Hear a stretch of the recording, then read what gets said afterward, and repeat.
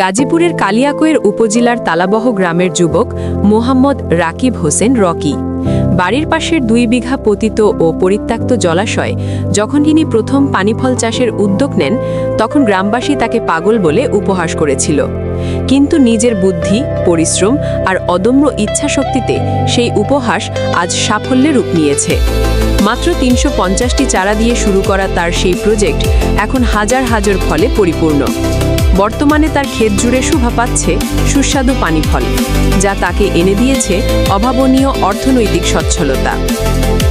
রকির দেওয়া তথ্যমতে এই পতিত জমিতে চাষাবাদ করতে তার খরচ হয়েছে মাত্র 10 থেকে 12,000 টাকা। শুরুতে লাগানো প্রতিটি গাছ থেকে এখন গড়ে 20টির মতো ফল পাওয়া যাচ্ছে। মৌসুমের শুরুতে তিনি প্রতি কেজি ফল 100 টাকা দরে বিক্রি করেছেন, যার মন প্রতি মূল্য দাঁড়ায় প্রায় 4,000 টাকা।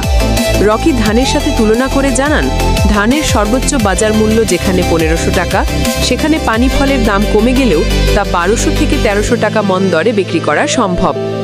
এই মৌসুমে তিনি প্রায় 30 থেকে 40,000 টাকার ফল বিক্রির আশা করছেন, যা ধান চাষের চেয়েও বহুগুণ লাভজনক। রকির এই সাফল্য কেবল তার নিজের ভাগ্যই বদলায়নি, বরং এলাকার বেকার নারীদের জন্য কর্মসংস্থান তৈরি করেছে। জলাশয় থেকে ফল তোলা ও প্রক্রিয়াজাতকরণের কাজে যুক্ত হয়ে স্থানীয় নারীরা এখন বাড়তি আয়ের সুযোগ পাচ্ছেন।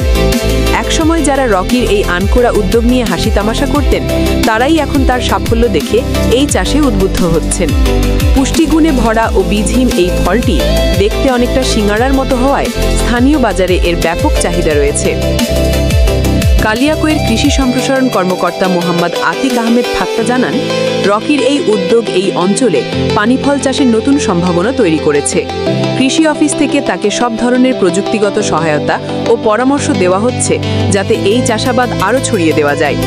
পরিত্যক্ত জলাশয় ব্যবহার করে যে স্বাবলম্বী হওয়া যায় এবং আয়ের উৎস তৈরি করা যায়, রকি তা প্রমাণ করে স্থানীয় বেকার যুবকদের জন্য এক অনন্য দৃষ্টান্ত স্থাপন করেছেন।